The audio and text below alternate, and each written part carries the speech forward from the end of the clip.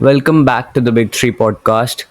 Today, I've got someone who I've known in my personal life for a few years now, and I thought that it'd be nice to have him on talking about a few aspects of Indian cricket and world cricket, which seem really important at this point of time. Um, he's elder to me, and I'd like to ask first how you're doing. Hi, I'm doing good, Adarsh. Good to be here. How are you doing? Yeah, I'm doing good as well. I guess we should get into the topic because uh, it just feels like recently the exacerbation of how cricket has become, especially with the arrival of Saudis in cricket, has been quite abrupt, and I think we need to unpack everything that's happened with cricket over the years, especially in relation to politics. If you go back and look at how cricket was conceived, it was originally a sport by the aristocracy in England. They formalized it from a kid sport to a gentleman sport just so that they could bet on it and please the nobility there. So, what do you think about that? Because, in my opinion, a sport which is completely rooted in elitism is going down that path itself. It's not been able to break out of that. That has been the case. I couldn't agree more. It's been the case with cricket ever since it started getting played. It was played with the erstwhile English territories, which then became independent. But you can still see that in the remnants of the old world where England and Australia still dominate.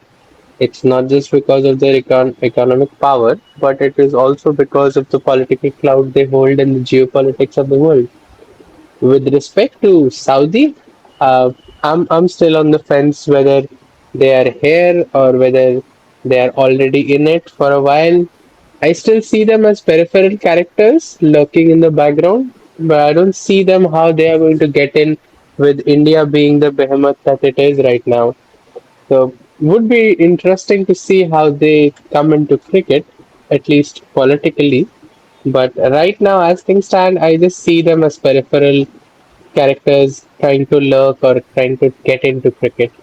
But for now, I think the big three in cricket are going to dominate, as we have seen in the last years, maybe decades now, with Indian cricket dominating. Yeah, I am not exactly sure about that. I guess you can say that the Saudis aren't capable at this point of completely taking over cricket, but I don't see there being a big three anymore, honestly, because there's only a big one at this moment. The BCCI, you could say in 2014 that maybe the BCCI couldn't do without Australian or English players. But at this very moment, the BCCI could start 10 leagues of their own, have the Australian and English players come over, and the Australian and English boards would have no say over it. Back then, at least they'd got the power to call back people from the IPL before the test tours or something like that.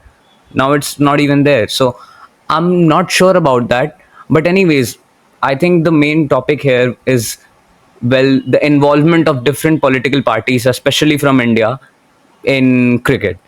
I think right from the conception of the BCCI, you've got people like, let's look at Sharad Pawar, for example, or Jagmohan Dalmia. Before that, you've got uh, right from the start, and then after that, you had Jai Shah. Obviously, you have him right now. You got N. Srinivasan. So it's just the ruling party at the time which kind of assigns one of its heirs to the country to rule for the BCCI, in my opinion. And at this very moment, you look at the saffronization of the Indian kit, how it's been turned from a blue kit to a saffron color gradually to inculcate values which the ruling party maybe wants to make mainstream at this moment of time.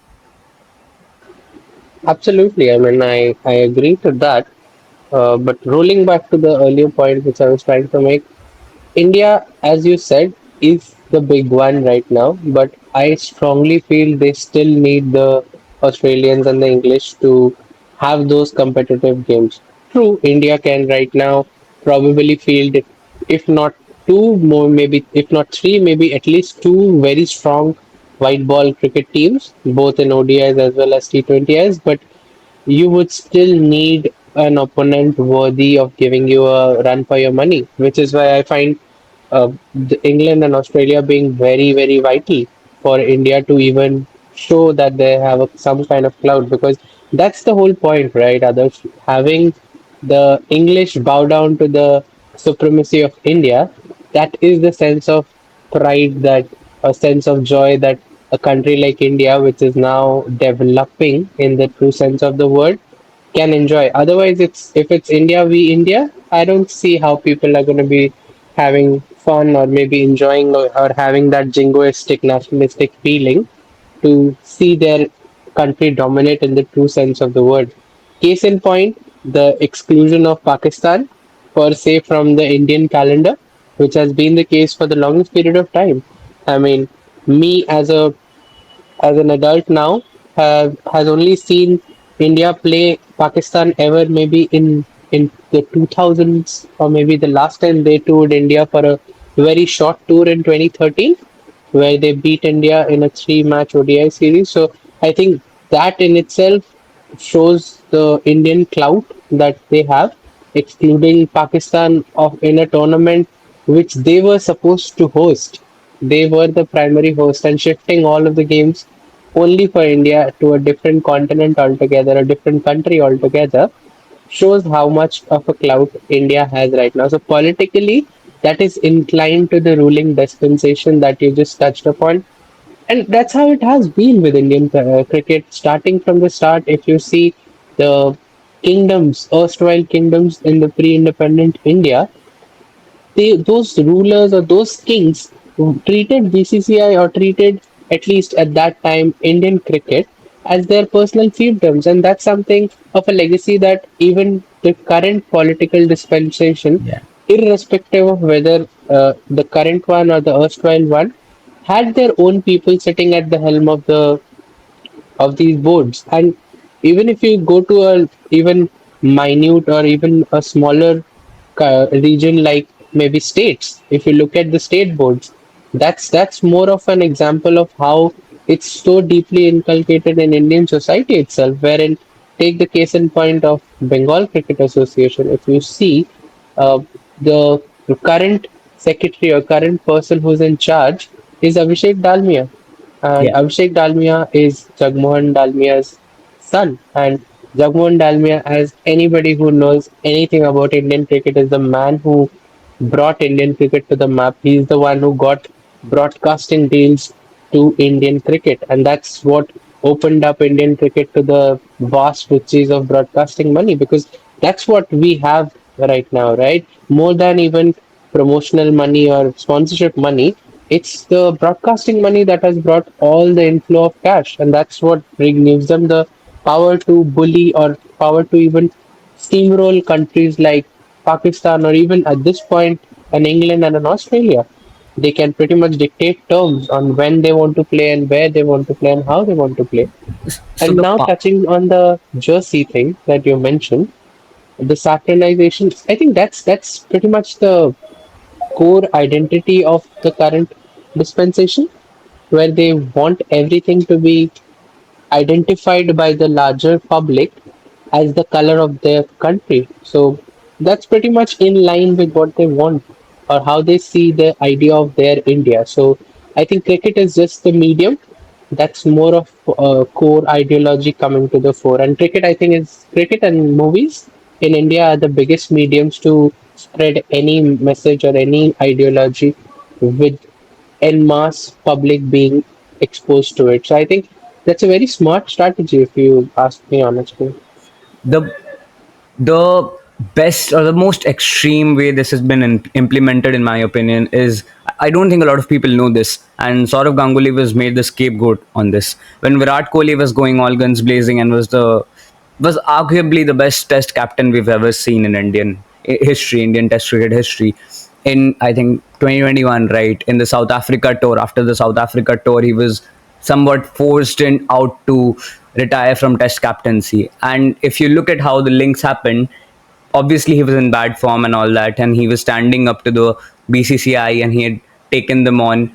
But I think what was the real piece of the puzzle which actually made him lose his captaincy was the fact that in 2021, when Shami was being abused after the Pakistan game, he came up and defended Muslims at that point of time.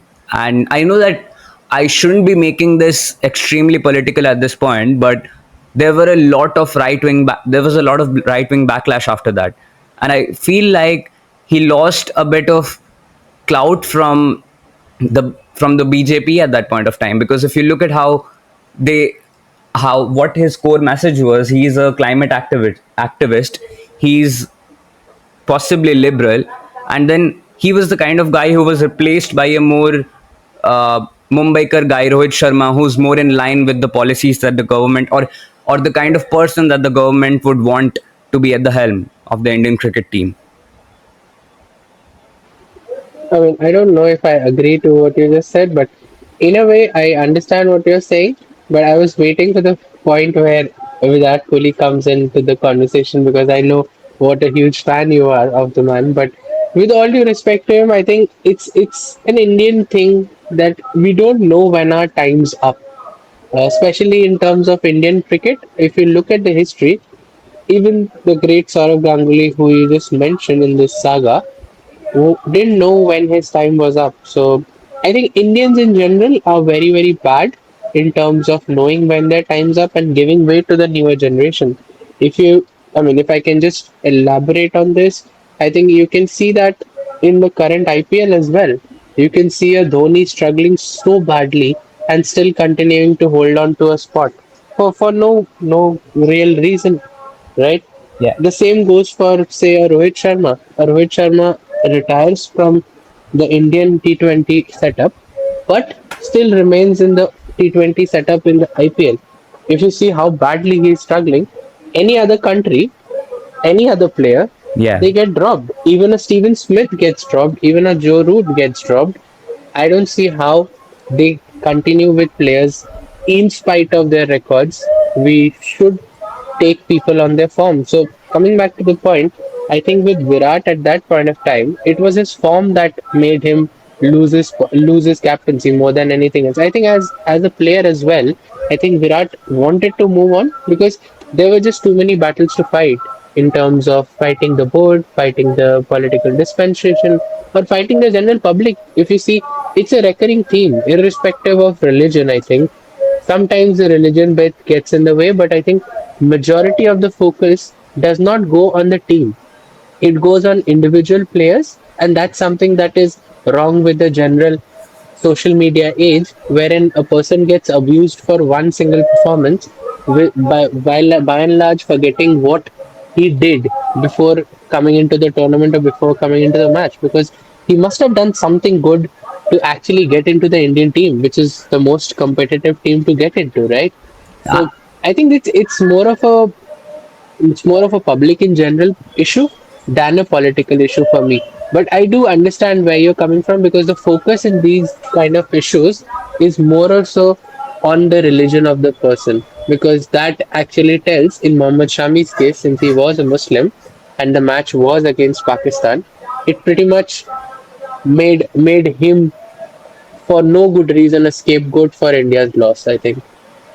I might have sounded conspiratorial, but the chronology is such that if you look at, and there's a good video on YouTube about this, that um, just before the start of the T20 World Cup, a few of the BCCI delegates had met about this, and they'd been talking about all of this, and I kind of followed all of the timelines and essentially understood what was happening. And I know it sounds conspiratorial without all the context, anyways.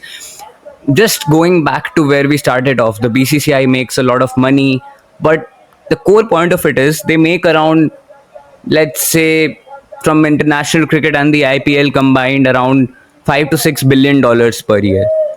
Now, I do not understand where that $5 to $6 billion dollars go, because say you distribute a bit of it, around 1%, not even 1%, I think, less than 1% to the players. Some of it goes to the state boards, but majority of it just goes nowhere. No one knows where it's accounted for. There's absolutely no transparency, and I think another place where you could say maybe the political parties have something to do with it.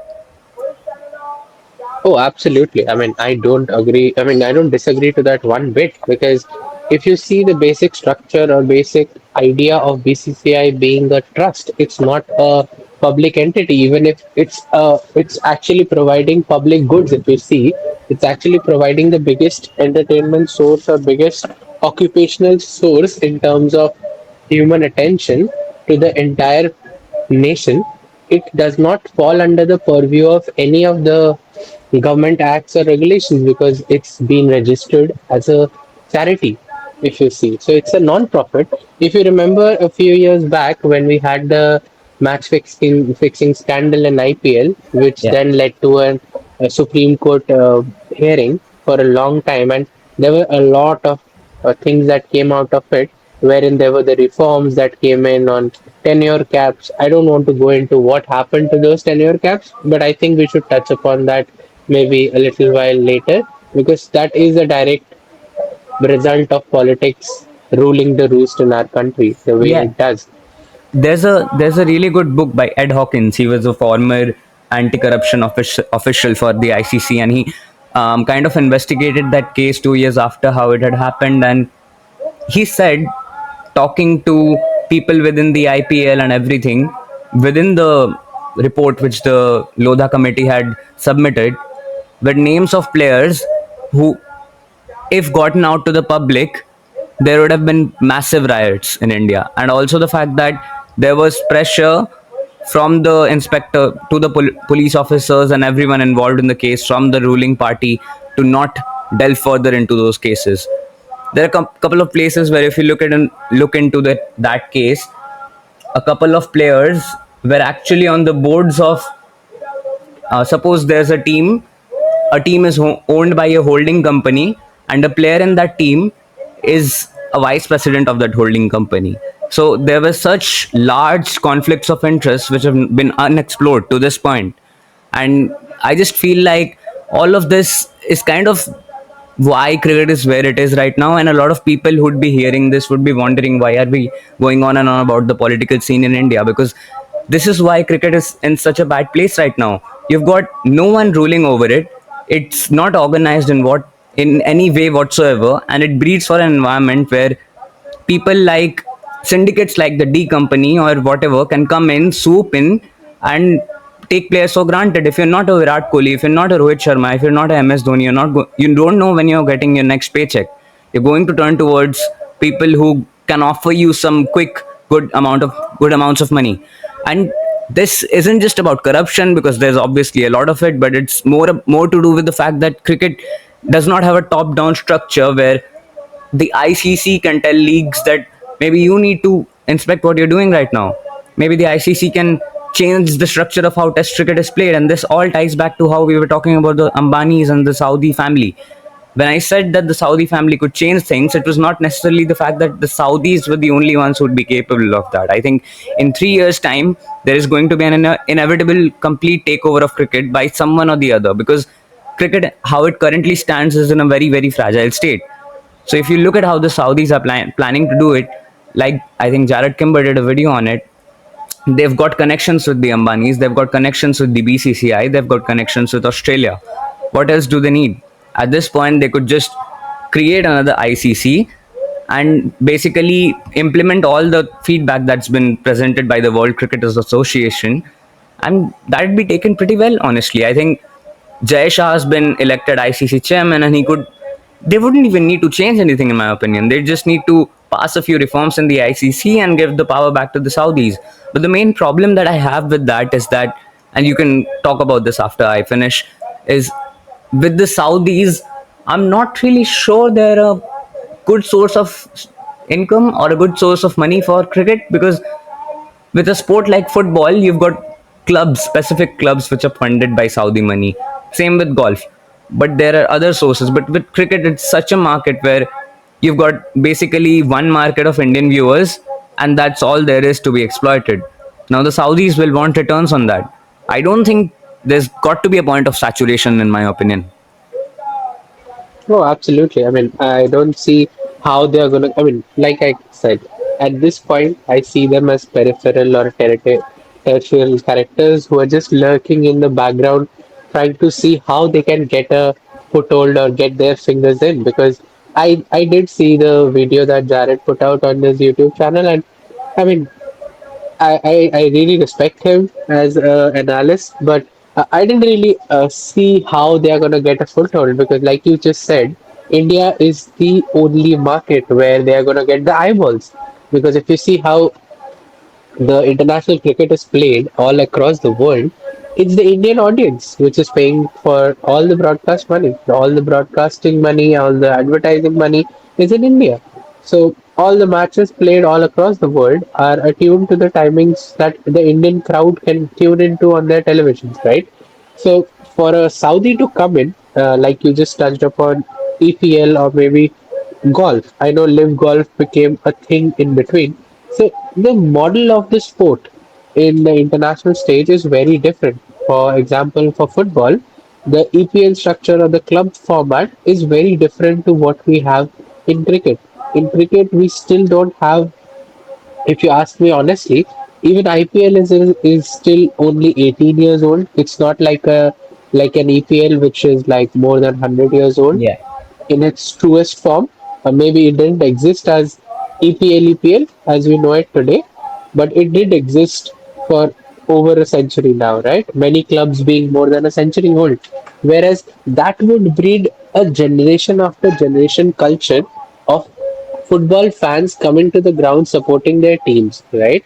Even in a pre TV era. So that breeds loyalty and following over and above anything else. Right now, if I give you an example, a Liverpool supporter would never ever bear or stand the fact that anybody who is in their family would be supporting Manchester United because those are their rivals over a long period of time, over generations.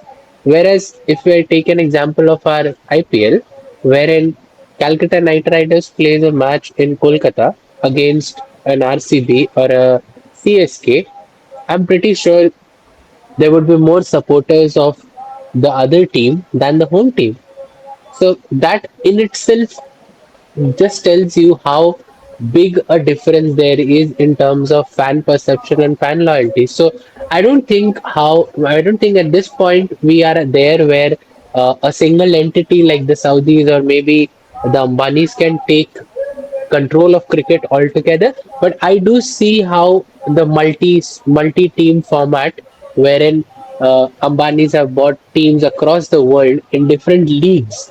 I see how they are trying to create a whole web of teams all across the world to take control or cede control from their local bodies, and that is something I think is going to happen for sure, wherein as Indians get control, or even political bodies all across the world in the form of a Saudi government, or maybe if you see in terms of private equity firms like the fund that just took over the Ahmedabad team a few years back, Yeah. and now they have sold it to a Indian Torrent pharma Farmer. group, yeah, Torrent Pharma, and they have pretty much got back their entire investment, and still they hold a 34% share in the team, right? So I see how that can be a model that can, be explored in the future, but I don't see a total capitulation of the entire Indian or entire international ecosystem, wherein we need the smaller countries. I am a strong proponent who feels that until we have a strong associate system coming up the ranks, and we need the money there, because without that cricket is only going to be a top 3 top 5 kind of a sport wherein everything revolves around playing India, because that's where the money is. So unless and until you have a larger pool of players, larger pool of countries participating, I don't see how cricket continues to have the same appeal. Because I'll take another example. If somebody is following the IPL, day before yesterday, I think it was when Kolkata Knight Riders played Sunrisers Hyderabad. I could see one of the most iconic stadiums in the country, the Eden Gardens, was half empty, more than half empty. and that just showed that fan loyalty towards a team is not there. So unless and until these political bodies, say a Saudi or a Ambani family, if they could create cult-like following for their teams, I don't see how they are going to be capturing the entire Yeah. cricketing landscape. Now I agree with a lot of that, because you just said that you need other teams apart from India, because at a certain point you're going to be fed up of the fact that you're only getting treated by India, Pakistan, Australia, England. You cannot just keep on watching the same crop of players play themselves again and again and again and not have any other rivalries. Like, for example, watching Sri Lanka and South Africa, that should be a great rivalry, but it's fading away quickly, very quickly, and like at most they'll play two tests with each other. I think, yeah, that is a fair point which you touched upon. And secondly, you were talking about the Ambani family. I think, don't they control most of cricket anyways at this point? Because, like you said, they've been controlling many franchises around the world. They control Reliance, Viacom, and they've just merged with Disney. So all the major broadcasters in India are theirs. Foxtel in Australia, they've got a major stake in. Sky, they've got a major stake in. So at this point, you're basically controlling all the broadcast revenue, controlling all the fan loyalty. I think they're bigger than the BCCI, and there's no question about it at this point. I mean, in essence, if you look at it, they have a huge influence. That is, I mean, I'm not going to even try to question that. But in terms of control, I think they're still a step away because since they are in cahoots with the ruling dispensation in India politically, in that ways, I know that they are having the influence, but I don't see if we can say that they have the entire control right now. They have influence. I would not disagree to that because the sheer amount of if I could analyze give you an analogy, it's like they are the octopus right now in the cricket because they have their tentacles in everything. You see the sponsorship deals, you see the broadcasting deals, you see the teams that they own, you see the players that they have for their brands. So it's like they're everywhere. So we cannot hide from the fact, and it's a reality that may happen. But I just don't see it happening anytime soon. It would take a lot for them to get the entire control of cricket in their own hands because let's be honest, Adarsh, as Indians we know our politicians may like support, may like the money that they get out of these tycoons, but at the same time they would never want the power to get out of their hands, which is the control of cricket in India. So that's something I think will never happen unless and until these guys actually get into the politics, like as elected leaders. Then I think we are in a different territory altogether. I think the main concern or the main thing here is if the Ambanis choose to call their bluff, the politicians' bluff, because they've got all the cards with them at this point, and all they need to do is pull the lever. And it's all about when they want to do it. Like you said, they're currently in sync with the government, so they don't necessarily need to go that far or test their limits. But I suppose if the scenario does present itself, they aren't not capable of doing it. Anyways, you spoke of stadiums, and this is a really interesting point. And again, it ties back to when I was talking about where the money goes. You look at how Noida was, or maybe Kanpur, these two grounds where you've got 1 day of rain, or not even 1 day, 4 hours of rain, and for that, Afghanistan and New Zealand couldn't play for 5 days. They had to take out literal hair dryers to dry the ground. Now you're talking about the world's richest cricketing body, which has a league which makes more money per game than the English Premier League, around 113 point something $1 million. If you're making that much money and you cannot even afford to, first of all, produce like bare minimum quality infrastructure, and after that obviously have high quality grassroots structures and academies, like if you're going to at least say, suppose we want to create a system like the USA where you've got the NBA, a self-contained system where you can have people from all the countries come in, but you need to have an academy system for that, right? A high quality grassroots system. In America, you've got college teams which are capable of beating up nations outside, but in India it's nowhere near that. You need to invest wisely in the grassroots structures, which are very, very disorganized at this point. It's just the fact that India has got such a huge population and such love for cricket that it can do well. Because with the way they run, I don't think if it was as small as New Zealand, we'd be anywhere near where we are right now, or India is right now.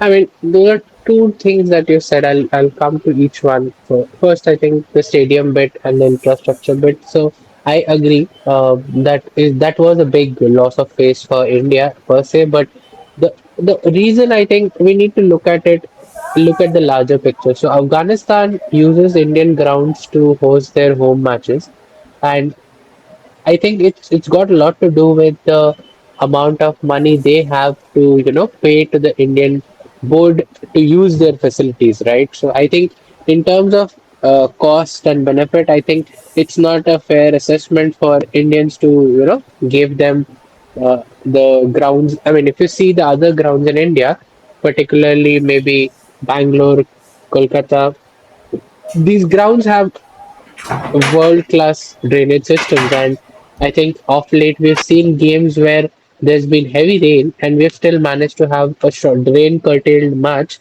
which earlier was not a reality at all. We have had World Cup games called off because of poor drainage system. So I get your point, but I think we need to see the larger picture here, where if the teams who are playing can actually afford the infrastructure that we are giving them, because I think it's a clear case of Afghanistan, the home board in this case, having to not being able to afford a better stadium than the Noida one. If you see the Noida stadium, I mean, on pictures I've seen it, it looks pretty much like an average field that a college or a school team would play in. I think the stadium that or the arena that Mumbai Indians practice their games in Navi Mumbai is a better equipped and a better stadium in terms of facilities. It actually has stands, Just and it's got the power backup facility. So I think we need to look at the minute reasons why that interjecting happened. But once, I the yeah. game against Bangladesh, the second test, I was talking about that as well in Kanpur, where you had basically abysmal facilities, where it rained for 2 days, and then just because of that, the game got cut short by that much. And I was not necessarily talking about just the drainage systems. I am talking about how the overall experience of a fan is. You don't get free Oh, water. absolutely. You're not allowed to Absolutely. bring in sunscreen. You're not allowed clean washrooms. Basically, the seating is not clean. I don't know where the money is going, basically, because they get a lot of money. And yes, I would say that the BCCI does provide these stadiums or these state associations with a lot of money, but where that money is going, into whose pockets, no one knows. Yeah, that you wouldn't, or anybody at large in the public wouldn't know unless there's an audit. So I actually, I mean, I'm a very strong proponent of this entire fan movement, wherein in India we have the absolute worst fan experience of any country by far. I have had my friends who have gone and watched cricket all across the world, and they have pretty much on first-hand experience told me that Indian fans are treated the worst that any of the other fans are treated in across the world, because in stadia experience is something that the fans pay out of their pockets, and they go physically after spending a lot of money to the ground, and just to go there and be disappointed with everything other than maybe the cricket that they see on the ground, sometimes even that. But I mean, it's a horrendous fact that we need to be aware of, that the Indian fans who go to the stadium are treated like pieces of shit.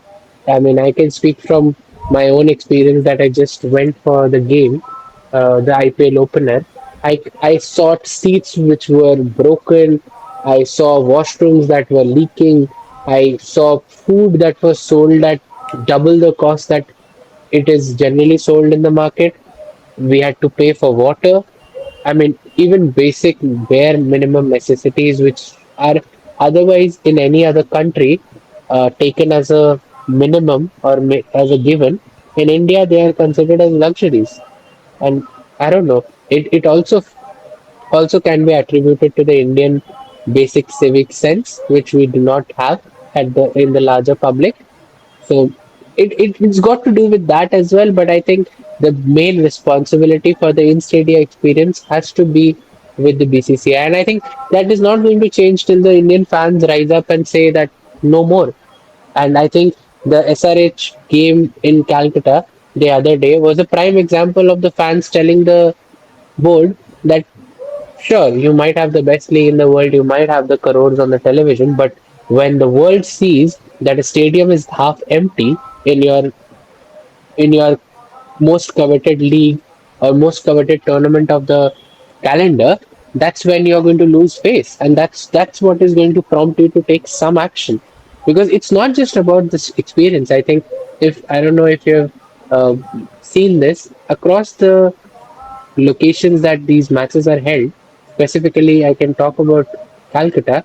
Eden Gardens has seen a 4x rise in price tickets in the last couple of years. Yeah, The minimum price ticket for a seat in the most basic stand used to be around 400 to 500 rupees, and this time around I think that has shot up 2x to 900 rupees, and that's a lot for just getting entry to the stadium. I think the cost to getting there, the cost of getting back home, and the cost to eat and just have some water while you are there for the 4 5 hours of the game duration, it's just unimaginable spending that much amount of money for a country which has the per capita income of almost countries which are sub-Saharan, right? So yeah. we need to see these things in perspective, and I think we have a long way to go. So I've been to matches outside of India to Lords once and a few other stadiums, and I completely agree with the sentiment that you're echoing here, because the difference is basically that, and I'll quote an example from a friend I know. He came to watch the England India Test series, and he's got skin cancer, so he needs to wear sunscreen, otherwise he's going to suffer massively. He came in with sunblock of his own, and the security guard outside told him he couldn't bring that inside. So the guard said that we'll provide you sunscreen inside. He threw away the sunscreen. He got nothing inside, didn't even get water. The ground didn't have any kind of shade. He went back, and I think he had remission after that. Not remission, sorry, re remission, or whatever you call that. Just because of the fact that the Indian ground didn't allow him to bring in sunscreen. And I don't see the point of that. And there's absolutely no backlash against it. Anyone who tries to speak against it is shooed off. The police has too much power in the grounds. Anyone kind of, I think you'd remember this incident which happened with the Hardik Pandya scandal last year, where people were booing him, and actually Sanjay Manjrekar told the crowd to quiet down. I mean, what kind of policing is that? I think that those are the signs of the times that we live in today. So I mean, the bare minimum that even we can carry. So that's what I said. The example that you just gave me is pretty much the best example we can tell the people out there who are listening that if you're thinking of coming to India and watching a cricket match, I think that's one of the worst decisions that you're going to take in your life, because it's not going to be a good experience. At least the non-cricketing side of it is going to be not okay with you, because if you're coming from outside, you would expect a basic minimum that you are not going to get out there. So I think it's the fact that the Indian crowd at large is not really bothered by this. If you see, we're such a big population that we I mean you and me, are going to be in a minority when we speak about these things. And I think that ties into the larger aspect. In our country, the minority, even if they make sense, they are disregarded and disillusioned. And that's why I think Indians who are aware of these things, or even think of these things, don't want to be in India anymore, because they don't see any hope here, and they just don't want to deal with it as well. So if you are not going to be here, there's nobody who's going to be there voicing your opinion on getting some change in. I think that's the whole point, right? We are a society which does not really raise its voice when it's required, and cricket is just an example of it, right? Another thing which has been spoken of recently is, or not recently, basically, it's been spoken of right from the start of the IPL. And this just does not just exist in the IPL, this exists in a lot of sports, but in a different way. So, cheerleaders, they're created for a reason, and they're specifically chosen of a specific kind to cater to the Indian audience. And a lot of people which I see on Twitter are really disgusted by the fact that a cricket game which is not meant to be that way is kind of set up in a way which kind of invites or fosters an environment which is full of perversion and not really the kind of environment you want, basically not a family friendly environment. And even though I understand the concept that it's mainly entertainment, the IPL, but specifically the way the kind of cheerleaders are chosen, I feel it is not very significant, obviously, but it just is another example of how the BCCI goes about its things. Anyways, like, now if we go back to how they treat caste, I would guess that 99% of Indian cricketers have been Brahmins in the Indian cricket team. It's not talked about enough, and I didn't know this myself. I was looking up some data earlier, and most cricketers are either Brahmins or Kshatriyas. Now, for people who don't know what they are basically the in the Indian caste system, they're the two uppermost echelons, and below that are the other castes, which are the majority castes in India. So they are heavily overrepresented in cricketing spectrums, whether that be due to the fact that they're more affluent, they've got better connections. But at the end of the day, you cannot ignore the fact that the ecosystem is set up in a way which um, benefits people who are already at the top. And why this is relevant to international cricket? Because very soon a situation will occur where all of this, the way that India goes about its business, is going to steep in, and is definitely steeping in right now. Say for England, they've got the county championship, which I think just recently a team, I don't exactly remember the name of the team right now, but they were bought by the Jindal Group, part Jindal Group. Now, they've bought as a backdoor, and now they're going to get the 100 franchise there. I cannot imagine that they're going to sustain themselves just with the English viewing public. They're going to transform it in a way like the SA20 to make it entertaining for the Indian audience. And in trying to do that, you're going to get to a situation where you might not necessarily have a cricketing environment which suits your belief systems or value systems. I think that's true. I mean, I think the Jindal Group bought the Hampshire County recently, if I'm not wrong, and then there were the 100 auctions as well, where multiple groups of Indian businesses who bought teams out of it. But see, there are things that we need to look into in terms of perspective. So early on, you mentioned about how there are a couple of castes or couple of groups which have majorly dominated Indian cricket.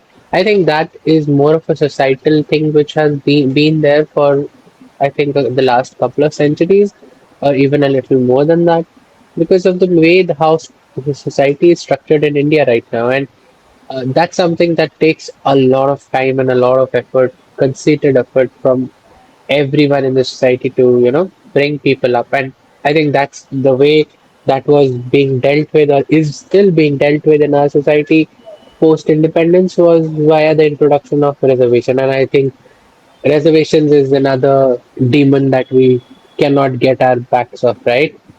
I think we all, the Indians at least who are listening, would know what reservations have caused. I mean, in terms of the good and the bad, it's like a demon that does not want to leave your back once you have it in the system. So I don't think cricket should have anything like that. And if you look at the origins of cricket, Adarsh, I think we started off by saying that it was a game that was played by the royalty or the nobility, who then publicized it among the masses just to get the audience and get themselves on a larger platform, on a larger pedestal to the common masses. It was never meant to be a game for the masses, right? So now that in the Indian context, the game is extremely expensive to pursue as a full-time occupation, right? We do not have academic systems which propose or encourage our younger generations to take up sport as a profession per se, not just cricket. But in particularly case of cricket, cricket is super expensive to pursue, right? So the weaker sections of the society with lesser economic prosperity would find it very difficult to get into the sport, and even if you get into it, to sustain yourself over a period of long time, because in India to get into any sort of cricket, like the kind of club cricket that pays you money, you need to pursue it for a long period of time, and even then you may be not getting enough chances just because of the discrimination that there is in the society at large in general. It's not even about cricketing talent here. It's about the discrimination that exists in the society at large. So these are systemic issues, and one thing leads to another. So it's like a deep hole that once you get into, it's very difficult to find a way out. So unless there is something that is there which helps and supports youngsters of the coming generation to take up sport as a profession and still have a respectable life, that would actually go a long way in getting other people or various people from other castes into the cricketing mainstream. Now the two World Cups, yeah, I agree with that. The majority of that. Now the two World Cups which happened recently, the 2023 Cricket World Cup and the 2024 World Cup. If you look at how that happened, and there was a major story which broke out, and Wisden broke it, was that right before the Pakistan game in the World Cup, the players had been told to wear a completely orange jersey, not completely lose the blue color.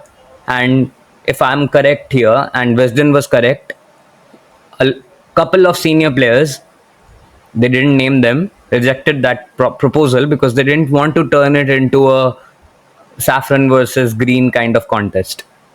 And if you look at how the 2023 World Cup happened, you had the top brass of the Indian government come in the final and obviously expect to have it gain political clout with that and then use it as election propaganda later.